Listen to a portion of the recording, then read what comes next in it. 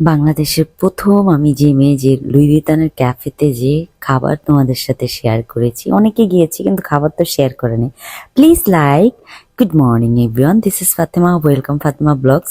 সকাল সকাল উঠে আমি রেডি হয়ে গেলাম। রেডি হয়ে আমি চলে যাচ্ছি হলো ট্যাক্সিতে। সো ট্যাক্সির এখানে আসলাম, ওরা অনেক দামাদামি করে। সো ওরা দামাদামি করতে করতে ওরা 500 চাইছে, 500 বাত। আমি হলো 200 বাত দিয়ে রাজি করাইছি ওদেরকে। আমরা ট্যাক্সি করে এখন চলে যাচ্ছি।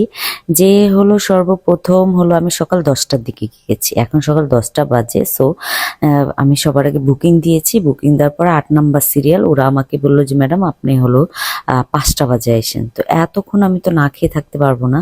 তা আমি চলে গেলাম ওই রেস্টুরেন্টের উপরে, আরো কিছু সুন্দর রেস্টুরেন্ট আছে। সো ওখানে যেয়ে আমি কফি টফি অর্ডার দিয়ে দিলাম।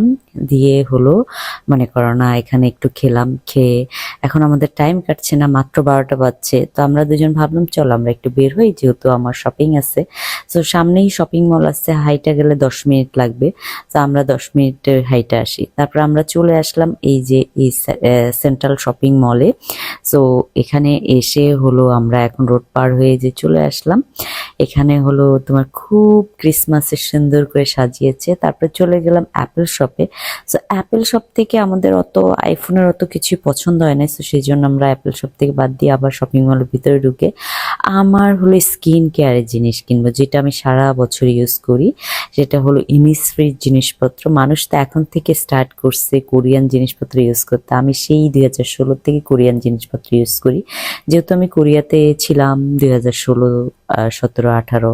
সো সেই জন্য আমি কোরিয়াতে এই প্রোডাক্টগুলো ইউজ করেছিলাম। তো ওখানে আমার স্কিন বেটার হয়েছিল, ওখান থেকে আমি স্টার্ট করলাম। তারপর হলো আমরা চলে আসলাম এখানে হলো লুই ভিতনের ভিতরে। ওদের হলো ফ্ল্যাক্সি স্টোর বলে এটাকে, খুবই সুন্দর করে সাজিয়েছে এটা। তারপর আমরা এটা দেখলাম, ওদের ইতিহাস, ওদের গল্প সব কিছু লেখা আছে, কত সাল থেকে শুরু হয়েছে, কোন ব্যাগটা কত সালে, এগুলো সব আমরা ঘুরে ঘুরে দেখলাম। আবার মডার্ন ওই যে দেখো 22-এর ব্যাগও আছে এখানে, 23-এর ব্যাগও আছে। তারপর আমরা যখন বের হয়ে যাচ্ছিলাম ওরা আমাদেরকে গিফট দিয়েছে, এটার মধ্যে 3টা পেন্সিল ছিল। তারপর আমরা চলে আসলাম উপরে। উপরে এসে এখানে ওদের ব্যাগ দেখবো, এখন ব্যাগ দেখা কমপ্লিট। তারপর আমরা এখন ভিতরে যাবো। আচ্ছা, আমরা কিন্তু সেই সকাল 10টা থেকে এখন বিকাল 5টা বাজে, 5টা বাজে আমরা সিরিয়াল পেয়েছি। তো তোমরা কিন্তু এটা হলো আমাদের মনে করো না বসার জায়গাটা, তোমরা যদি যাও অবশ্যই অনেক ধৈর্য সহকারে যেতে হবে। সকালে যে বুকিং দিয়ে আসবা, তারপর সারাদিন ঘোরাঘুরি করে বিকালে যে এখানে বসতে পারবা। সো 4-5 ঘন্টা কিন্তু তোমার লাগেই এখানে তোমার হলো বুকিং মানে সিরিয়াল নাম্বার পেতে। ও এর মাঝখানে হলো এই ভদ্র মহিলা আসছে। এই ভদ্র মহিলা বেসিক্যালি হলো ইন্ডিয়ান, কিন্তু অন্য একটা দেশের। সো আমি দেশটার নাম ভুলে গেছি। বা যাই হোক, এই ভদ্রমহিলা এসে বলতেছে প্লিজ আমাকে একটা কেক অর্ডার দিয়ে দাও, ফার্স্টে বলতেছিল। তারপর ওরা বলছে যে না, কোনো কেক অর্ডার দেওয়া যাবে না, এখান থেকে কেক অর্ডার দেওয়া বারণ। তুমি এখানে বসেই খেতে পারবা, কিন্তু বাহিরে ডেলিভারি নিতে পারবা না। তারপর হলো মহিলা বললো তাহলে আমি কি বসতে পারি? তারপর আমার হাজবেন্ড বললো থাক, বসতে দাও। কারণ হলো তোমার মতো ক্রেজি মানুষজন আছে যে লুই ভিতনে আসার জন্য পাগল।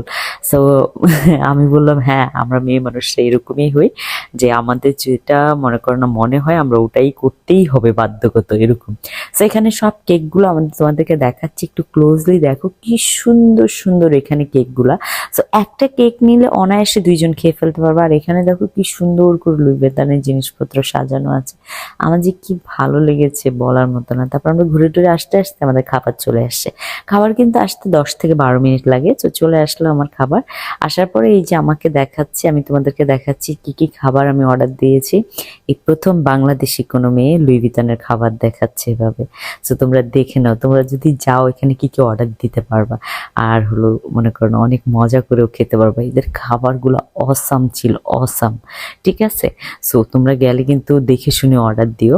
আর হলো এখানে হলো আমাদের 2জন বসে আমরা গল্প করে তারপর হলো এখন আমি এটা ওপেন করতেছি, কারণ আমরা এখন খাবো, আমাদের খাওয়ার টাইম। কিন্তু এর মাঝখানে হলো আমি গিয়েছিলাম আমার ফেসবুক সেলিব্রেশন করতে, ফাতেমা আক্তারের 100K ফলোয়ার উপলক্ষে, 120K ফলোয়ার উপলক্ষে।